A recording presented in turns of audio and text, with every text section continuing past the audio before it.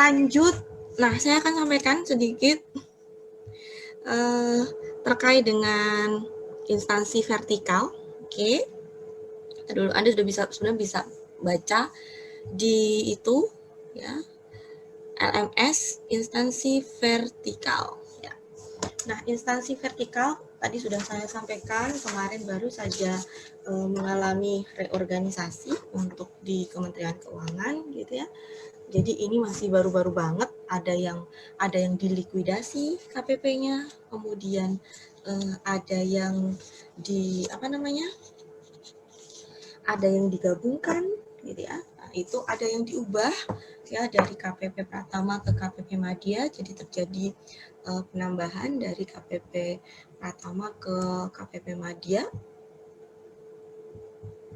Itu. Nah, ini adalah aturannya yang bisa Anda lihat di PMK 210 tahun 2017 dan PMK 184 di tahun 2020. Sebenarnya prosesnya ini sudah berlangsung cukup lama ya, karena ketika kita akan melakukan perubahan, nah di ACC-nya kalau dilihat secara menyeluruh total atau jumlah satkernya itu sama. Terjadi penambahan 18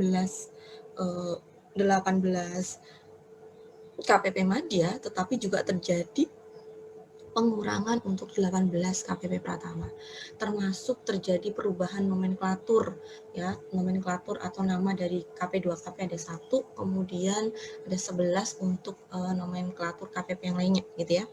Itu. Nah, ini tuh sebenarnya sudah mulai diusulkan draftnya, berarti jauh sebelum tahun diusulkan draftnya itu pasti sudah dilakukan review gitu ya, terkait dengan fit organisasi ini, bagaimana fit index dari organisasi ini, DJP secara SDM termasuk organisasi yang besar gitu ya, jumlah pegawainya 45.000 sekian, hampir 46.000 orang yang tersebar di seluruh Indonesia.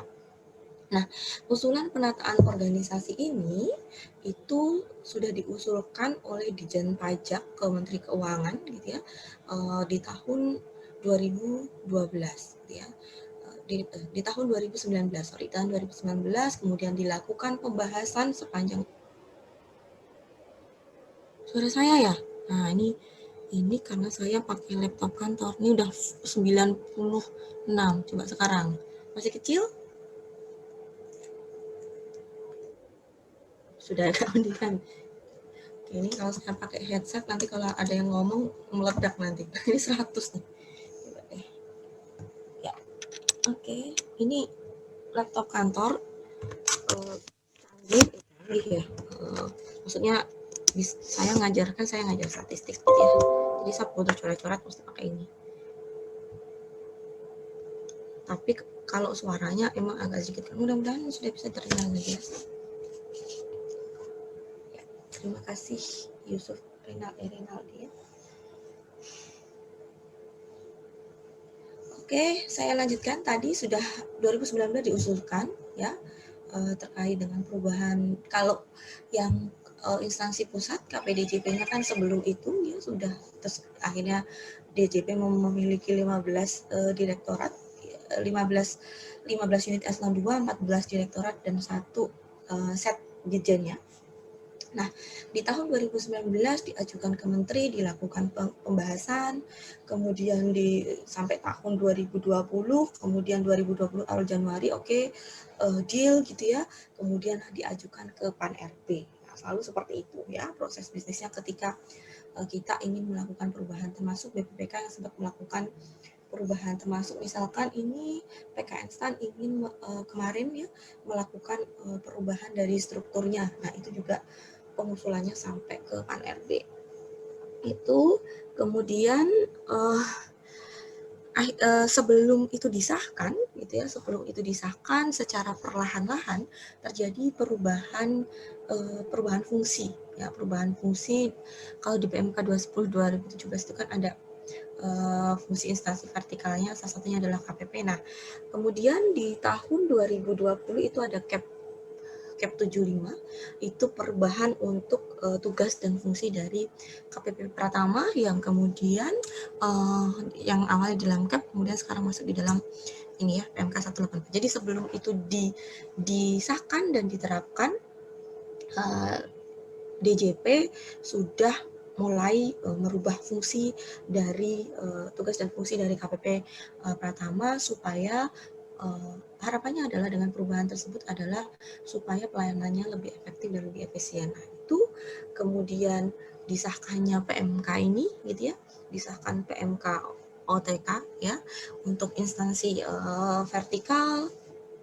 Kemudian ada surat persetujuan dari PAN RB dan akhirnya dilakukan pembahasan pula di PAN RB dan akhirnya ditetapkan PMK 184 ini. Nah, perubahan aturan ya PMK 210 diubah ke PMK 184 ini itu pasti akan merubah beberapa hal ya, mulai dari perubahan cara kerja, kemudian jelas perubahan struktur organisasi, jelas kemudian perubahan komposisi unit vertikal ya, komposisi unitnya misalkan KPP Madya jadi berapa, Pratama jadi berapa dan seterusnya, dan sekarang ada pengelompokan KPP Pratama, ada pengelompokan KPP 1 dan 2 gitu ya.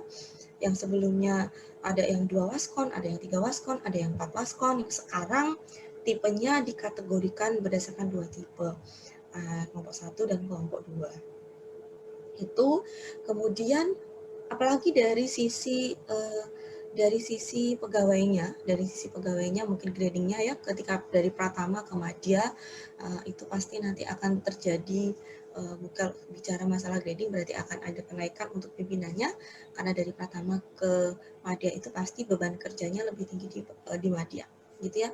Oke, dari neraca jabatannya juga pasti akan berubah terutama untuk di KPP. Itu jadi mulai dari struktur berubah, komposisi berubah, kemudian officernya juga berubah. Kemudian ada beberapa tadi yang saya sampaikan, beberapa desainnya dari KPP Pratama diubah secara perlahan-lahan ke KPP Madya ya, sudah mulai diterapkan per 25 Mei 2021 kemarin. Kemudian sudah ada mulai adjustment, penyesuaian nama dan penyesuaian nomenklatur ya, nama-namanya. Kemudian ada penyesuaian wilayah kerjanya pun berubah karena tadi ada yang digabung, kemudian ada yang digabung, kemudian ada yang dilikuidasi dan yang lain-lainnya. Nah, itu perubahan yang ada di dalam instansi vertikal yang ada di DJP gitu ya. Oke. Nah, ini adalah jumlah existing saat ini setelah keluar PMK 184 itu dan semua sudah dilaksanakan gitu ya. 34 kantor, kemudian 4 KPP, BP besar, 9 KPP khusus, ini tetap terus. Nah, ini yang berubah 38 KPP Madya yang sebelumnya ada 20 KPP Madya bertambah 18. Jadi sekarang jadi 38 KPP Madya, kemudian KPP Pratamanya berkurang, yang sebelumnya ada 319 KPP Madya berkurang 18 ya.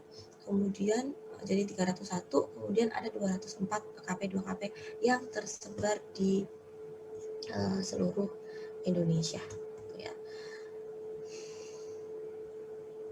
Nah, tadi perubahannya adalah yang pertama, kenapa dirubah dari KPP Pratama ke KPP Madya gitu ya, karena dirasa ada beberapa KPP Pratama yang memiliki potensi pajak yang cukup besar sehingga dialihkan ke KPP Madya. Nah, ini tujuannya adalah untuk melakukan pengamanan karena 80-85% target penerimaan nasional itu dioperasikan atau diadministrasikan oleh LTO, wajib besar gitu ya, oleh LTO, kemudian KPP khusus gitu ya, termasuk juga KPP Madya gitu ya. Nah, itu harapannya. Kemudian yang kedua adalah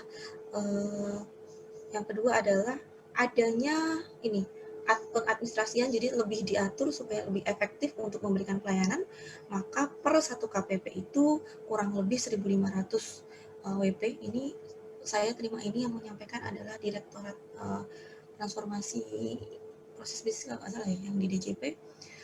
Kemudian saya baca berita di beberapa kanalnya yang punya DJP, bahkan sekarang per KPP itu bisa melayani sekitar 2.000 ya, sampai dengan 4.000 wajib pajak ya.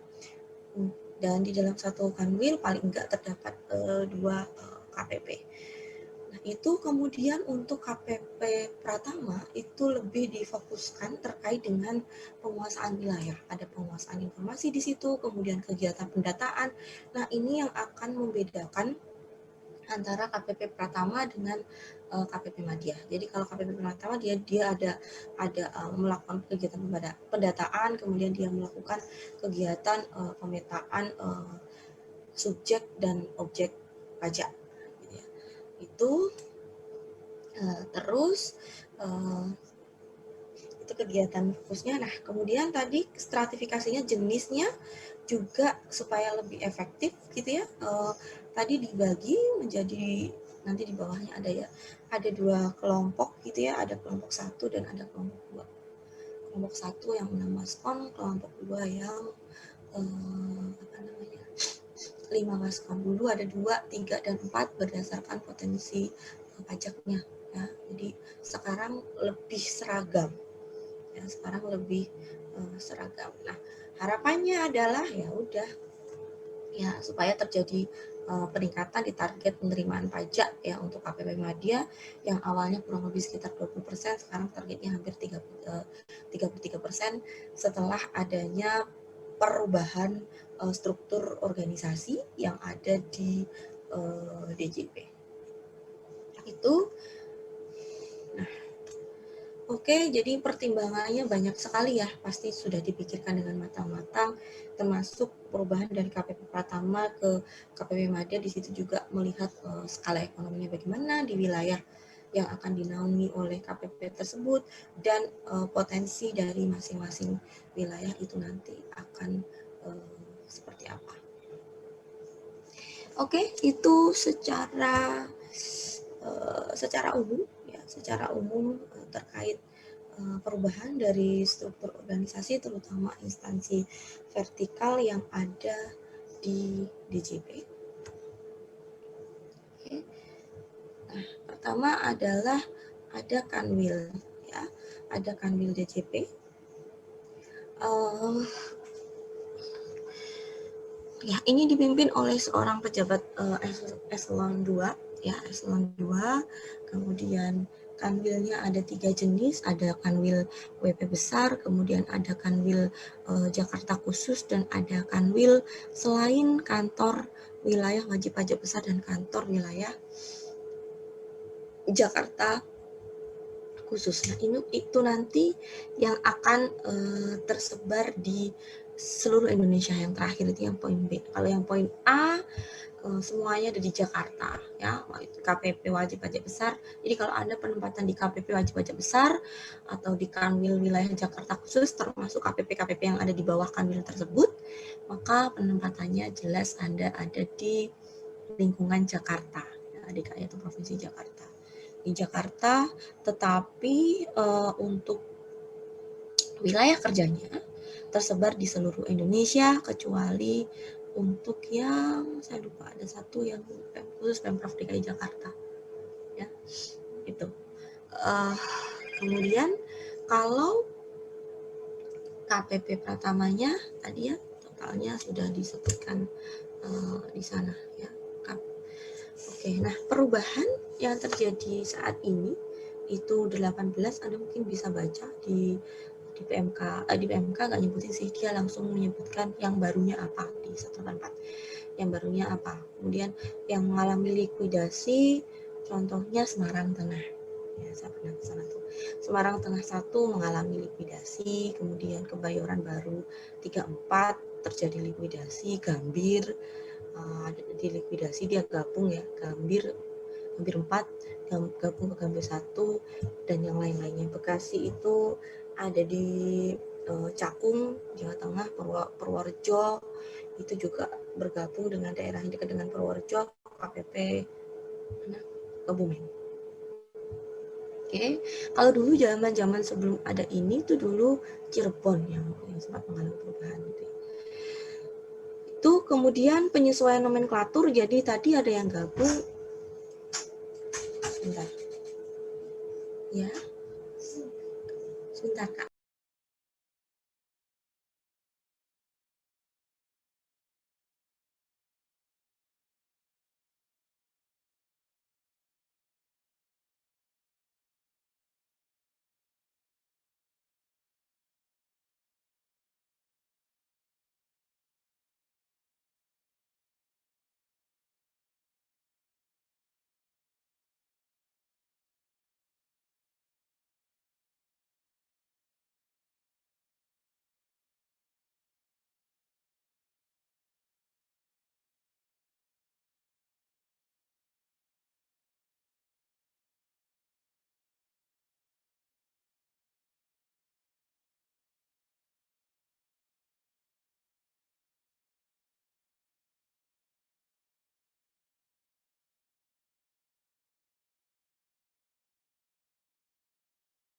Mohon maaf ya.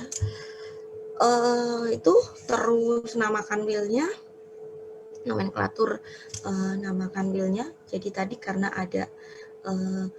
tadi ada perubahan yang gabung, kemudian ada yang dilikuidasi, pasti nanti KPP yang ada di bawahnya itu juga akan ada perubahan. Beberapa ada yang mengalami perubahan.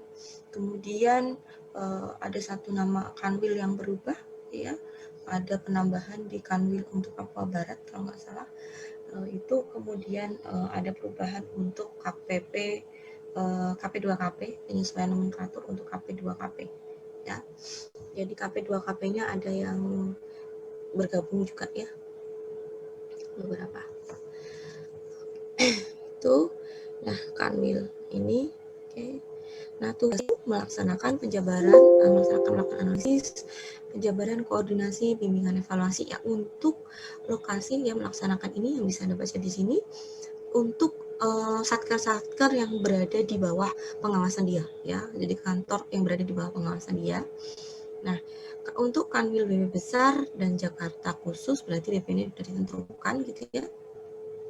Terus tugasnya sama, ya, dari A sampai K, mau itu kanwil WP besar dan Jakarta khusus, ya, itu sama dari A sampai K.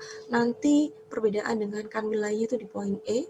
Kalau tadi di kanwil yang lainnya selain ini, maksudnya selain WP besar dan Jakarta khusus, kan tadi dia ada penguasaan informasi wilayah, gitu ya. Dia akan melakukan pendataan, dia akan melakukan pemetaan subjek dan objek pajak. Nah, untuk di kanwil ini tidak. Untuk di kanwil ini dia tidak akan melakukan hal tersebut. Kemudian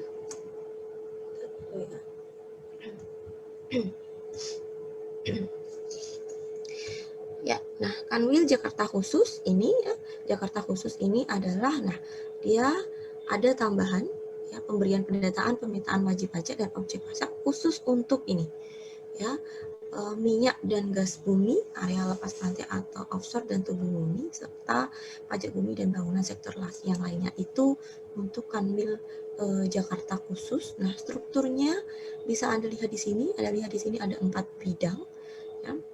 Kalau bagian umum ya sama, tiga kanwil itu pasti akan memiliki bagian ini karena ini yang akan mengurusi masalah dukungan administrasi, sementara ini yang akan mengurusi masalah teknis, ya, masalah teknis. Nah, ini nanti ada bidang data dan pengawasan potensi perpajakan, pemeriksaan, penagihan intelijensi dan pendidikan, penyuluhan, pelayanan dan hubungan masyarakat. Ya, di sini nanti termasuk dia melakukan sosialisasi, kemudian bimbingan, kemudian dia akan memantau, memonitor juga bagaimana kualitas pelayanan yang ada di satker yang ada di bawahnya. Nah, ini bidang keberatan dan banding. Ketika ada masalah, maka nanti ini bidang-bidang ini yang di kanwil ini, ya. Jadi kalau misalkan dia kesulitan, nanti akan naik ke kantor pusat. Seperti itu. Ya, ini tadi, ya, struktur organisasinya. Oke. Anda bisa baca, ya, di sini tugas-tugasnya. Bagian umum pasti urusannya masalah bantuan hukum untuk kepegawaiannya, urusannya masalah kepegawaian dirinya, kepegawaian atau SDM untuk dirinya sendiri, untuk satker itu sendiri, karena nanti di KPP itu dia memiliki bagian ini ya, sub ya, dia punya bagian umum tersendiri, subbagian yang ada di KPP Pratama. Nah, mungkin kemarin pada saat PKL ada yang di Kanwil, ada yang di KPP Pratama, kemudian ada yang di KPP Madya dan yang lain-lainnya. Ya. Oke, nah ini pekerjaannya adalah dari A sampai K, termasuk urusan protokoler, ya, termasuk urusan protokoler. Jadi nanti kalau ada misalkan pejabat dari lingkungan DJP datang, misalkan pejabat eselon 1-nya datang atau eselon 2 dari kantor pusatnya datang, maka nanti yang akan melaksanakan urusan protokolernya adalah bagian umum.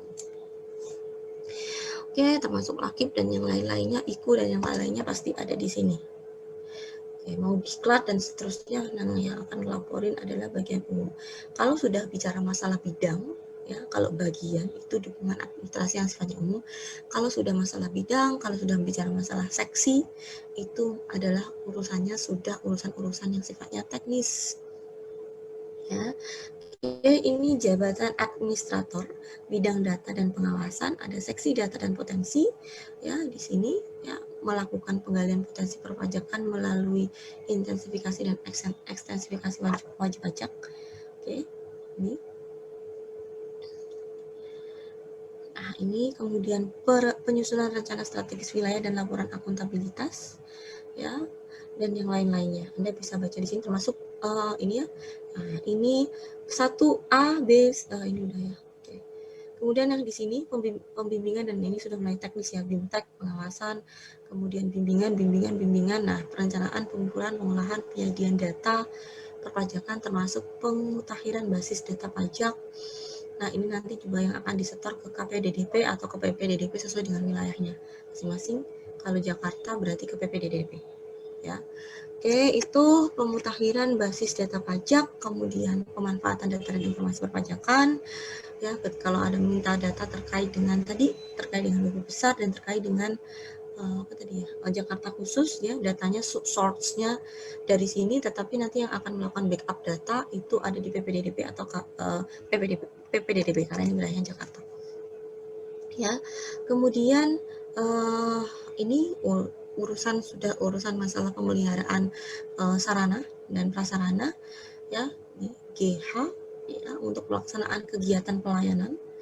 Kemudian analisis dan rekomendasi penetapan tempat terdaftar wajib pajak, ya. Kemudian ini dukungan administrasi untuk manajemen risiko, dan ini masalah teknis terkait dengan tindak lanjut pengampunan pajak. Oke, nah yang membedakan antara Kanwil Jakarta khusus dengan WP besar ya ini. Ya, kayak gini. Oke, terus bidang pemeriksaan, penagihan, intelijen, dan penyidikan ini di Kanwil lainnya juga sama ya. Tugasnya dari A sampai dengan C. Mungkin Anda lebih spesifik belajar terkait dengan pemeriksaan pajak ya, terkait dengan penagihan gitu ya.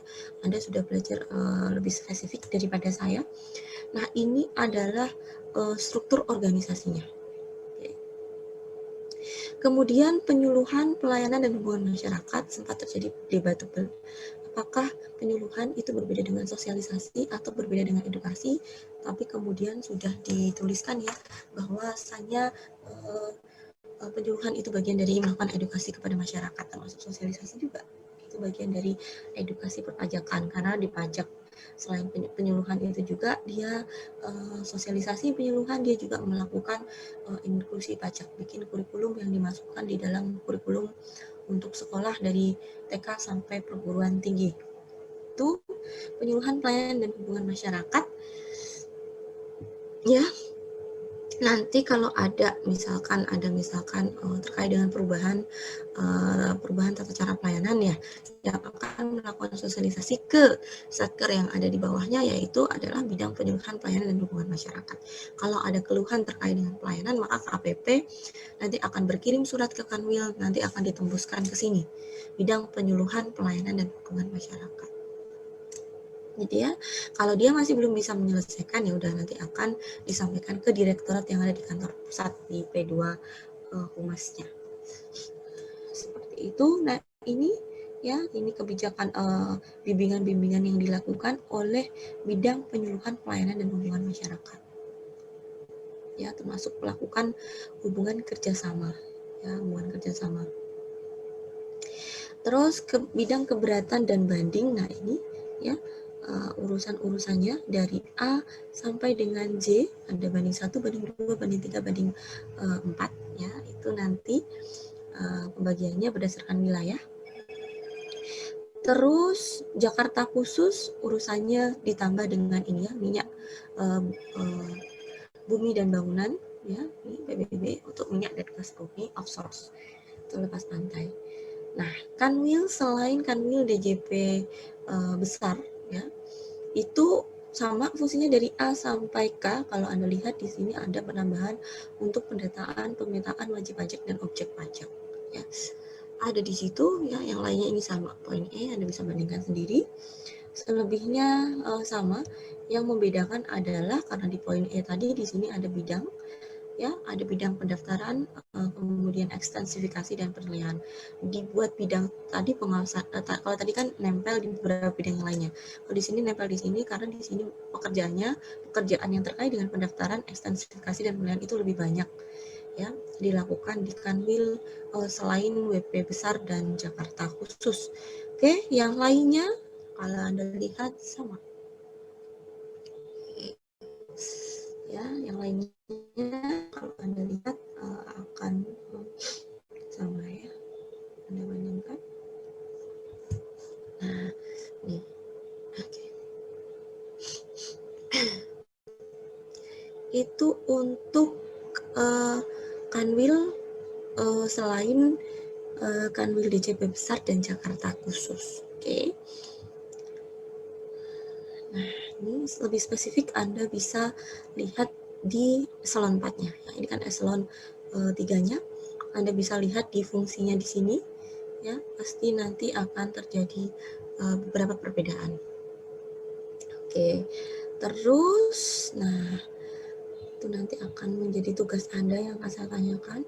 Sekarang kantor KPP. Nah, KPP tadi ada KPP untuk WP besar, ada KPP khusus gitu ya, KPP Jakarta khusus, KPP khusus, ya, sering disebut KPP Jakarta khusus karena letaknya di Jakarta. Ada KPP besar, KPP khusus, KPP Madya, dan KPP Pratama, di mana KPP Pratama nanti ada kelompok 1 dan ada kelompok 2. WP besar ada 4, khusus ada 9, kemudian Madya ada 38, dan Pratama ada berapa tadi?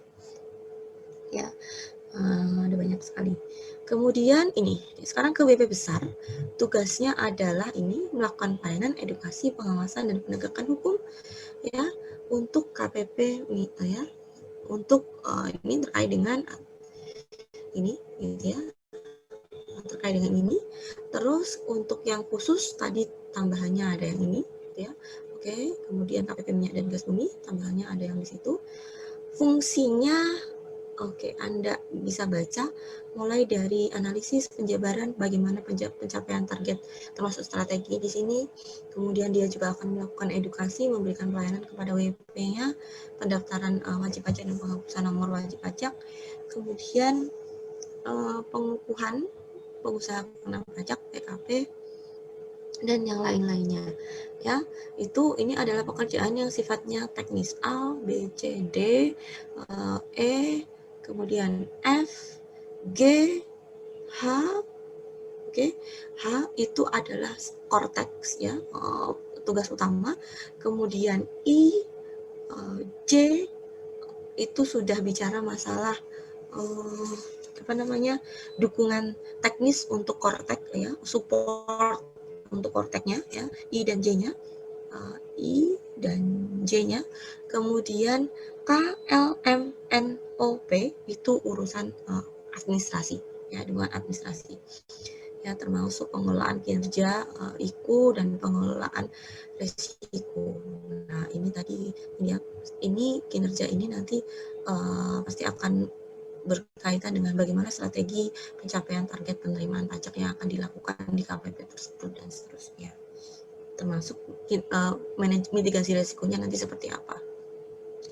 Oke, di tiap-tiap KPP juga Anda lihat di KPP di sini juga di KPP ya, di tiap-tiap KPP ini Eselon 3 ya, KPP dia memiliki kepatuhan internal. Kepatuhan internal nanti dia yang akan melihat, yang akan melakukan pengawasan, baik itu pengawasan untuk kode etik, baik itu untuk apakah proses bisnis sudah dijalankan dengan baik atau tidak untuk setiap layanan yang dilakukan di kantor tersebut. Yaitu kepatuhan internal nanti akan lapor ke ke Kanwil. Kanwil nanti akan merekap ya, di Kanwilnya akan direkap, Kanwil nanti akan melaporkan ke kepatuhan internal di kantor pusat di Kitsda. Oke, itu ini ya.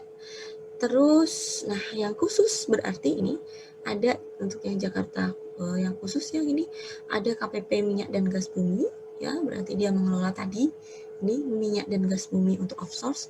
Kemudian Badora, Badan dan Orang Asing, dia menyelenggarakan fungsi pemberian NPWP secara jabatan dan pengukuhan PKP secara jabatan untuk Badora. Ini adalah struktur organisasi di WP besar dan KPP untuk KPP Jakarta, KPP khusus ya, KPP khusus sekarang istilahnya udah KPP khusus ya, istilah Jakarta yang dicoret. KPP khusus. Nah, ini ada seksi penjaminan kualitas data, seksi pelayanan, penilaian dan penagihan, ada Waskon 1 sampai dengan 5. Kemudian di bawahnya ada jabatan fungsional. Ya, nanti saya akan cerita sedikit terkait dengan jabatan fungsional. Nah, ini sektor-sektor pembagiannya. 1 ngurusin tentang ini, 2 ngurusin tentang ini, 3 ngurusin tentang ini, 4 ngurusin tentang ini. Masing-masing kantornya lokasinya ada di Jakarta, tetapi wilayah kerjanya ada di seluruh Indonesia. Itu terus untuk ini ada Kanwil, tulisannya masih Kanwil Jakarta khusus ya. Untuk KPP khusus gitu ya. KPP khusus itu ada PMA 1, kemudian ada PMA 2, ada 3, 4, 5, 6, kemudian Badora, kemudian minyak dan gas bumi, kemudian ada PMB, ada PMB. Nah, itu nanti juga urusannya atau sektor-sektornya itu juga beda. Nanti satu akan merayani PME tidak masuk bursa untuk sektor industri kimia dan barang galian. Misalkan. Kemudian 2 untuk logam dan mesin, kemudian 3 untuk pertambangan dan perdagangan, kemudian 4 untuk industri tekstil dan makanan dan kayu, kemudian 5 agrobisnis ya, 5 agrobisnis, kemudian 6 untuk ya sektor-sektor jasa tertentu, kemudian ada Badan dan Orang Asing, ada Badora ya, kemudian ada untuk kalau minyak dan gas bumi jelas ya, tadi sudah disebutkan di atas tadi ya. Itu kemudian ada yang perusahaan, ada yang PMB untuk perusahaan masuk bursa. Itu Jakarta, jadi kalau Anda ditempatkan di sini KPP khusus, maka penempatannya ada di Jakarta. Terus, KPP Madya nih, KPP Madya sudah mulai tersebar di seluruh Indonesia. Ya, ini urusannya ini sama kayak di atas tadi ya, KPP ya, ini penjabarannya sama dari A sampai dengan P, 1, 2, 3, 4, 5 ya, sampai dengan H, itu urusannya adalah korteksnya, bisnis utama DJP, kemudian I dan J itu adalah untuk support korteksnya, ya, IJ termasuk O, dokumen perpajakan ya, IJ, dan sebagian O itu untuk support korteksnya, selebihnya adalah untuk dukungan administratif, urusan kepegawaian, kemudian pengelolaan IKU, kemudian mitigasi resiko, dan yang lain-lainnya. Ini Madya, ini Madya Nah, kalau tadi sampai dengan 5, sekarang di sini ada paskonnya, ya, seksi pengawasan. Seksi pengawasannya ada, seksi pengawasannya dari 1 sampai dengan 6, ya, tergantung wilayahnya, ya. Ini wilayah 1, wilayah 2, ya, luas wilayah pengawasannya. Pembagian 1, 2, 3, 4, 5, 6-nya itu adalah pembagian wilayahnya. Oke, nah terus itu KPP Madya, ya. Nah, KPP Pratama ada yang membedakan. Nah, KPP Pratama ini penambahan yang baru setelah PMK 184, ada penguasaan informasi subjek dan objek pajak dalam wilayah wewenangnya berdasarkan peraturan perundang-undangan. Ini penambahan yang baru. Sebelumnya seperti ini, ya, yang di atas ini. Terus, nah ini kalau tadi cuma sampai dengan OP, ya, ini ada beberapa tambahan, ya. Di sini ada 4 tambahan yang lainnya. Di sini Anda lihat, ya, pekerjaannya sudah mulai spesifik, ya, sangat-sangat spesifik. Terus di sini adalah pendataan, pemetaan wajib pajak dan objek pajak dan pengenaan. Ini tadi yang terkait dengan penguasaan, ya, yang terkait dengan penguasaan informasi ada di sini. Oke, A sampai dengan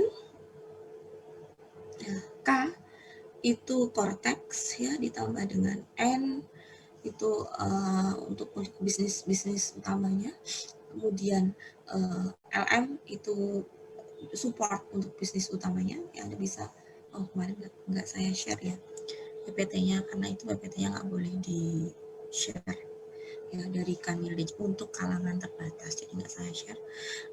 Terus ini dan yang lain-lainnya itu berarti untuk urusan administratif. Nah, ini ada KPP Pratama dibagi kelompok 2 dan kelompok 3. Yang membedakan adalah jumlah pengawasannya, jumlah seksi pengawasan, ya. Seksi pengawasan untuk kelompok 1 dia terdapat 6 pengawasan, ya, yaitu kemudian di sini ada ini KPP Pratama, ada seksi penjaminan kualitas jasa, seksi pelayanan, seksi pemeriksaan penilaian dan penagihan, ya, pengawasan 1, 2, 3, 4, 5, dan 6. Oke, terus yang 2 itu yang membedakan adalah 1, 2, 3, 4, 5. Oke, itu. Nah, sekarang di unit eselon 4-nya. Unit eselon 4 ini dia hanya memiliki eselon 4 dan petugas KP2KP atau pelaksana dalam hal ini, ya, petugas KP2KP. Nah, ini dipimpin oleh eselon 4, jadi Kanwil eselon 2, KPP eselon 3, ya, KPP Madya 3A, kemudian Pratama dan 3B, ya, Pemda Pratama, KPP WP besar dan seterusnya tadi eselon 3. Nah, ini KP2KP itu adalah eselon 4A, ya, atau kalau yang tadi eselon 3 berarti administrator. Nah, berarti yang di sini ada jabatan pengawas.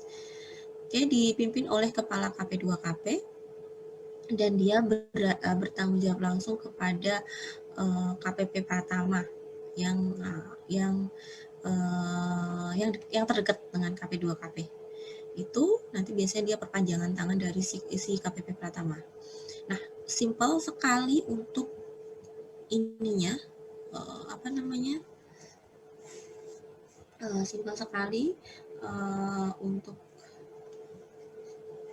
struktur organisasinya untuk KP2KP. Nah, kalau tadi KPP untuk yang wajib pajak besar tadi, pembagian sektornya kan itu sudah ditetapkan oleh DJP, termasuk penentuan kriteria, kemudian pemilihan wajib pajaknya itu akan diadministrasikan, ya, pemilihan WP-nya itu akan diadministrasikan oleh yang ada di bawahnya, itu diadministrasikan oleh KPP-nya, ya, kemudian ditetapkan oleh Pak Dirjen Pajak. Nah, kemudian ketika misalkan terjadi perubahan, ya, itu harus disampaikan secara bertahap sampai ke Menpan juga penyampaiannya.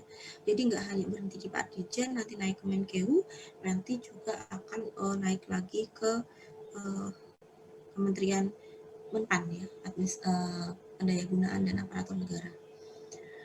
Oke, ini tugasnya untuk KP2KP. Oke. Nah, ini, ya, tugasnya. Jadi yang akan langsung menjalankan adalah ini. Eselon 4-nya akan melakukan fungsi koordinator. Oke. Nah, kemudian untuk jabatan fungsional di lingkungan DJP. Saya ada data sebenarnya untuk jabatan fungsional yang ada di DJP, total pegawai kita. Jadi jabatan fungsional itu tidak hanya di instansi vertikal, tetapi bisa saja di di UPT ataupun di kantor pusatnya. Nah, jabatan fungsional jumlah pegawai per 30 November 2020 itu tadi 45.000 sekian, ya hampir 46.000, di mana roadmap-nya adalah yang paling banyak itu adalah pelaksana sebesar 33.000, kemudian pejabat strukturalnya ada sekitar 5.000 dan pejabat fungsionalnya ada sekitar 6.000. Itu kondisi existing yang ada di tahun 2020. Kemudian DJP itu sudah memetakan, misalnya datanya ini, DJP memetakan di tahun 2020 bagaimana, 2021 bagaimana, 2022 bagaimana, 2023 bagaimana. Jadi yang awalnya pelaksana sebesar 73%, kemudian fungsional sebesar 15%, ya. Kalau jabatan strukturalnya itu nggak beda jauh, jadi untuk strukturalnya sampai tahun 2024 itu kemungkinan jumlahnya akan tetap jadi tadi ya, jumlah seluruh jumlah jabatan administrasi, jabatan fasilitator, jabatan pengawas, kemudian eselon pejabat tingginya, ya, itu akan tetap dari 11%. Di tahun 2024 proyeksinya juga masih 11%-an, tapi nanti untuk jabatan fungsionalnya akan terjadi banyak penambahan. Jadi pelaksana sekarang, kalau misalkan yang sekarang saya fungsional tertentu ya saya. Kalau yang pelaksana itu sekarang sudah memiliki namanya adalah jabatan fungsional umum itu namanya. Nah, nanti ke depannya secara bertahap, nah sekarang juga sudah mulai diajukan gitu ya untuk implementasi jabatan fungsionalnya. Nah, nanti tahun 2024 itu jumlah jabatan fungsionalnya sekitar 60% dari total seluruh pegawai yang ada di DJP. Ini tidak hanya berlaku DJP, tetapi juga berlaku di unit eselon 1 yang lainnya, sesuai dengan kebijakan dari Presiden untuk memperbanyak jabatan fungsionalnya, karena supaya pelaksanaan pekerjaan itu lebih spesifik, ya, dengan harapan pekerjaan itu bisa dijalankan secara efektif dan efisien. Nah, jadi penerapannya dilakukan secara bertahap. Nanti ada fungsional penyuluh, ya, dan asisten penyuluh pajak itu ada, ya, nanti kedepannya di 2021 ini berarti ini proses pengajuannya sudah ke Pan RB, sudah ke BKN, sudah mulai akan diimplementasikan. Di 2021 ada jabatan fungsional penyuluh, kemudian asisten penyuluh pajak, ya, itu kemudian ada fungsional penilai pajak, ada fungsional pemeriksa pajak, dan ada peranata komputer. Terus di tahun 2022 itu nanti akan bertambah lagi, gitu ya, perluasan wilayah, baik itu tadi untuk beberapa kantor tertentu saja. Kemudian 2022 sudah mulai ada banyak akan tersebar, baik itu di kantor pusat ataupun di KPP WP besar, di KPP khusus atau di KPP Madya, ya. Itu masih di yang tadi di LTO, KPP khusus dan KPP Madya. Di 2023 implementasinya sudah mulai ke KPP Pratama, itu secara bertahap, ya, KPP Pratama. Kemudian di 2024 diperluas lagi luas KPP-nya, ya. Jadi 50% di 2023, 50% KPP Pratama nanti di 2024 secara bertahap. Nah, fungsionalnya tadi ya. Nah, jumlah fungsionalnya saya kemarin punya data. Fungsionalnya nanti ada jabatan fungsional nanti kalau ada penempatan di pajak, ya, Anda bisa memutuskan, oke, saya passionnya untuk mengkoordinasi orang-orang, gitu ya. Berarti Anda nanti karirnya akan memilih ke jabatan struktural. Tapi tadi ya jumlahnya sedikit 11%. Berarti saingannya nanti akan lebih banyak. Nah, kalau jabatan fungsional, kalau Anda ingin spesifikasi tugas atau spesifikasi fungsi, berarti Anda lari ke jabatan fungsional. Ya, ada jabatan fungsional penilai pajak. Kalau Anda yang suka komputer, ada jabatan fungsional pranata komputer, Prakom. Ada kalau Anda yang suka melihat bagaimana perubahan sikap dan perilaku pegawai, ya, kemudian budaya organisasi dan yang lain-lainnya, termasuk misalkan untuk kompetensi pegawai, bagaimana kompetensi pegawai dan seterusnya, Anda bisa mendaftar di jabatan fungsional asesor. Kemudian ada jabatan fungsional pemeriksa pajak. Nah, jabatan fungsional pemeriksa pajak ini nanti jenisnya ada banyak. Ya, ada untuk pemeriksaan kepatuhan, ada pemeriksaan bukti permulaan penyidikan dan investigasi, ada penelaah keberatan, ada penelaah keberatan dan penanganan sengketa perpajakan, ada memeriksa pajak yang khusus untuk pengawasan, untuk penagihan, untuk forensik digital, kemudian untuk intelijen perpajakan, dan untuk analis ketentuan terkait dengan teknis perpajakan. Jadi akan ada banyak sekali jabatan-jabatan fungsional, gitu ya, jabatan-jabatan fungsional. Ya, nah beberapa tadi yang saya sebutkan itu beberapanya ada di KPDJP, ya, ada di KPDJP intelijen perpajakan dan seterusnya. Itu ya beberapa sudah ada. Nah, kalau dilihat dari jumlahnya,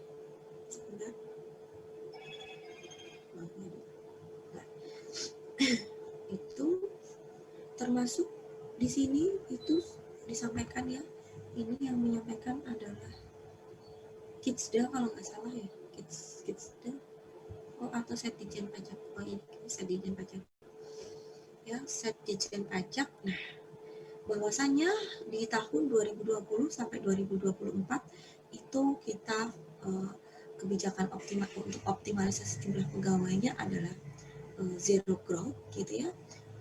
Sudah dilakukan mulai proses redesign proses bisnisnya, kemudian core tech sistemnya, proses bisnisnya, integrasinya sudah mulai diperbarui, kemudian termasuk reorganisasi, ya, reorganisasi tadi sudah dilakukan di tahun 2021, ya, supaya mendapatkan struktur organisasi yang efektif dan efisien, dan terus dipantau indeks fitnessnya, fitness index untuk kesehatan organisasinya juga dipantau perjalanannya setiap tahun. Kemudian nanti di tahun 2025 sampai tahun 2029 itu kita lebih fokus ke negatif growth, jadi fokus dengan meningkatkan kapasitas sistem dan fokus untuk peningkatan kapasitas SDM. Itu ya, terkait dengan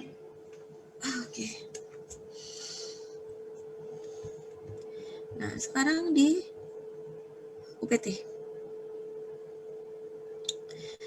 UPT ini ada 4, kita punya 4 UPT, ada klip DJP, ada PPDDP, 1 klip, 1 PPDDP 1 satker, KPDDP ada 2 satkernya.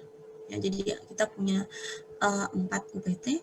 Klip kantor layanan informasi dan pengaduan DJP ini akan ini ya, kering pajak 1.500-200, termasuk kalau WP mengalami kebingungan kemarin karena ada perubahan organisasi di instansi vertikal, dia bisa nelpon ke sini.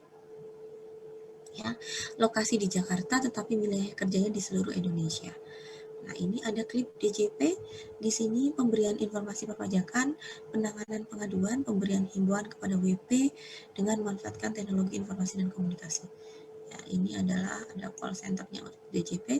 Dia kalau tadi di direktorat yang terkait dia bertanggung jawabnya ya ini kepada ini P2 Humas ya, secara teknis kepada P2 Humas, secara administratif berarti berada di ini langsung di Dijen Pajak ya, secara teknisnya di P2 Humas karena dia yang hubungannya antara penyuluhan pelayanan termasuk hubungan dengan masyarakat. Nah, ini eselon 3 kegiatannya adalah ini ya, pemberian informasi. Nah, fungsinya Anda bisa baca di sini. Oke. Nah, terus, nah ini dia. Coba nanti Anda cari. Di sini ada sebagian tata usaha dan kepatuhan internal, ada seksi operasional 1 dan seksi operasional 2. Kalau dibaca, ya ini seksinya beda ya. Seksi sebagian tata usaha dan kepatuhan 1, seksi operasional 1, seksi operasional 2.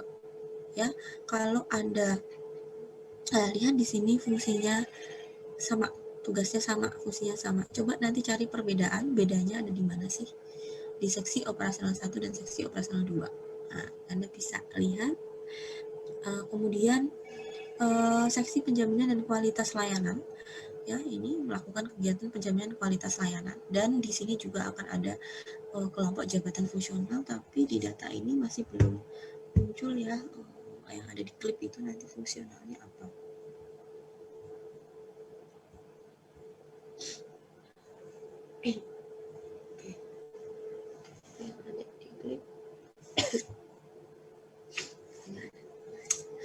Oke, terus ada PPDDP pusat. Nah, kalau kantor itu adalah eselon 3. Kalau pusat berarti dia eselon 2. Ya. Pusat PPDDP dia eselon 2.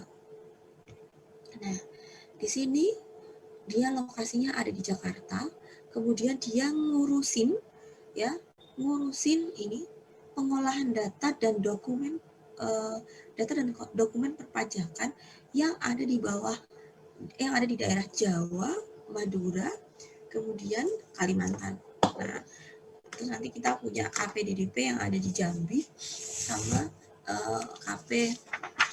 KPDDP yang ada di Makassar. Ya, itu nanti yang membedakan adalah wilayahnya. Urusannya sama, fungsinya sama, kemudian termasuk dia bertanggung jawab pada siapa itu sama, ya, direktorat yang membidangi data dan informasi perpajakan.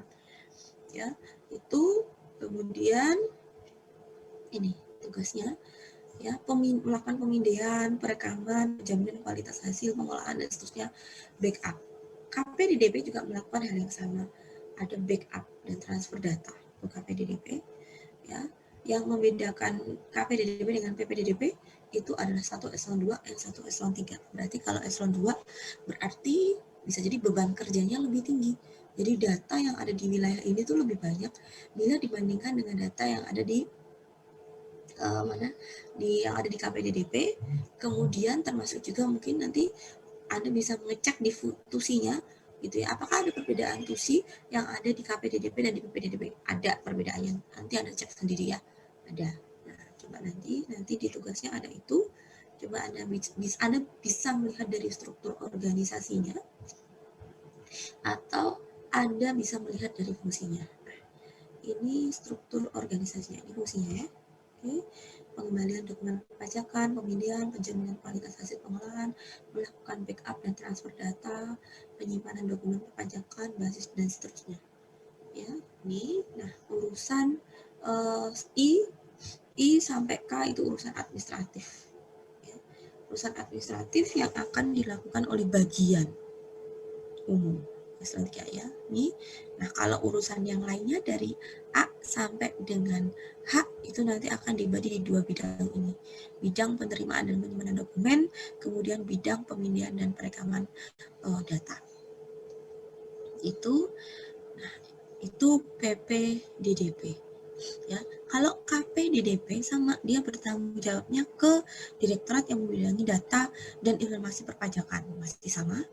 Nah, kalau tadi PPDDP, nah ini jabatannya adalah eselon 2.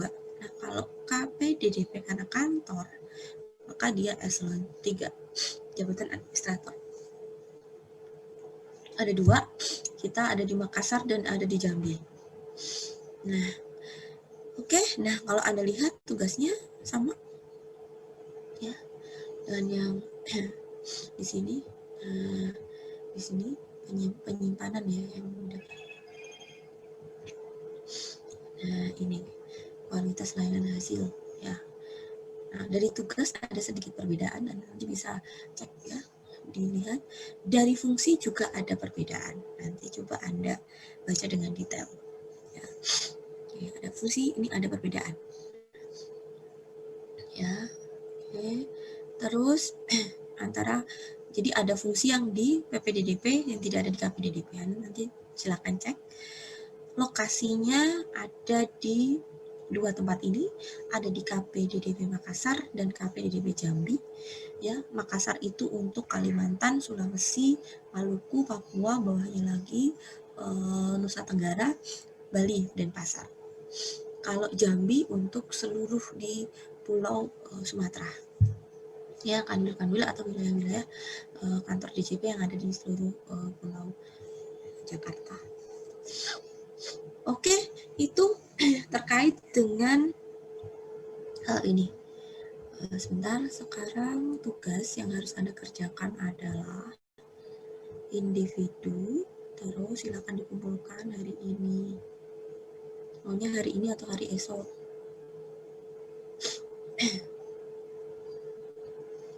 Halo? Kayaknya besok lebih Hari besok. maksimal, Bu. Kalau ada besok, kenapa harus hari ini gitu ya?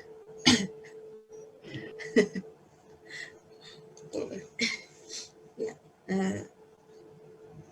oke. Coba ini sebenarnya tadi beberapa sudah saya sampaikan ya. Kalau Anda bisa mendengarkan gitu ya. Yang enggak saya sampaikan itu yang seksi operasional 1 dan seksi operasional 2 kayaknya. Nah, itu baru-baru ini DJP melaksanakan reorganisasi instansi vertikal. Coba cari apa yang melatar belakangi reorganisasi tersebut. Anda bisa cari, kalau dapat referensi silakan, referensinya yang valid ya.